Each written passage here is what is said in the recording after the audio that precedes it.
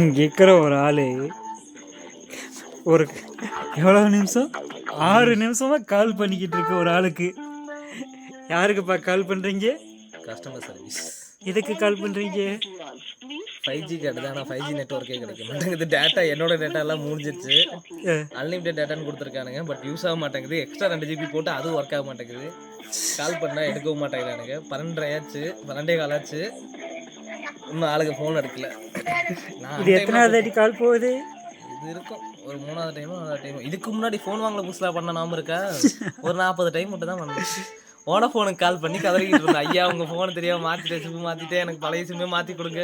அப்படி 3 மாதத்துக்கு மாற்ற முடியாது. ஐயா பரவாயில்ல நான் மாற்றிக்கிறேன் பண்ணி சொல்லுங்கன்னு கதறிக்கிட்டு இருந்தேனே. இன்னும் போயிட்டே இருக்குடா, எடுப்பான மாட்டானாடா. இந்த பெஸ்ட் கஸ்டமர் சர்வீஸ் ஆகும். கேட்டாதே கைஸ், உங்களுக்கு என்ன கமெண்ட் பண்ணுங்க. உங்களுக்கு யாராச்சும் இப்படி நடந்திருக்கா? இந்த தண்ட மாதிரி யாராச்சும் இருக்கீங்களா? புரியல, அவன் தண்டமா போன் எடுக்காம படுத்து தூங்கிட்டு இருப்பானுங்க. போடலாம் நல்லா பாத்துக்கங்க. இந்த நம்பர் தான்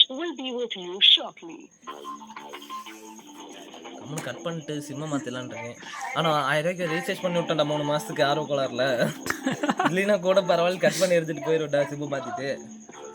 சிம்மு நாம கம்பெனி ஆரம்பிச்சிருமோ கப்பட்டு நமக்கு தனி நெட்வொர்க் போட்டுற வேண்டியதான்.